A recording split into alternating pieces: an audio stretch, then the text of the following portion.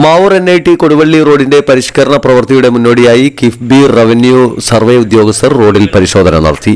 റോഡിന്റെ അലൈൻമെന്റ് തീരുമാനിക്കുന്നതിനുള്ള സർവേയുടെ മുന്നോടിയായിരുന്നു പരിശോധന നടത്തിയത്. മാവൂർ അങ്ങാടിയിൽ നിന്നാണ് രാവിലെ പരിശോധന ആരംഭിച്ചത്. ഈ റോഡിന്റെ പരിഷ്കരണ പ്രവൃത്തിക്കായി 52 കോടി രൂപ വകയിരുത്തിയിട്ടുണ്ട്. വീതി കൂട്ടുകയും കയറ്റങ്ങൾ ലഘൂകരിക്കുകയും വളവുകൾ നികത്തുകയും ചെയ്ത് സമൂല പരിഷ്കരണമാണ് ഉദ്ദേശിക്കുന്നത്. ഇതിന്റെ ഭാഗമായി കിഫ്ബി ഉദ്യോഗസ്ഥർ അളന്ന് തിട്ടപ്പെടുത്തി കുറ്റികൾ നാട്ടിയിരുന്നു. സർവേ നടത്തി ഇതിന്റെ കൃത്യത ഉറപ്പാക്കും. റവന്യൂ വകുപ്പിന്റെ നേതൃത്വത്തിൽ ഇതിലുള്ള സർവേ തിങ്കളാഴ്ച ആരംഭിക്കും.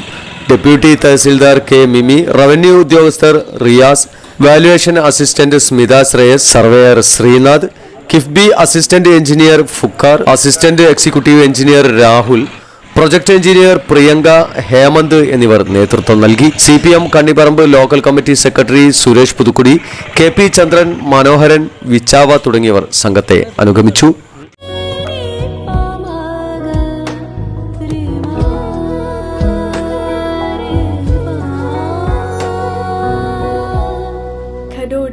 Golden diamonds, Mavoor, Poovattuparamba. കൂടുതൽ വാർത്തകൾ ലഭിക്കാൻ sport media YouTube channel subscribe ചെയ്യുക.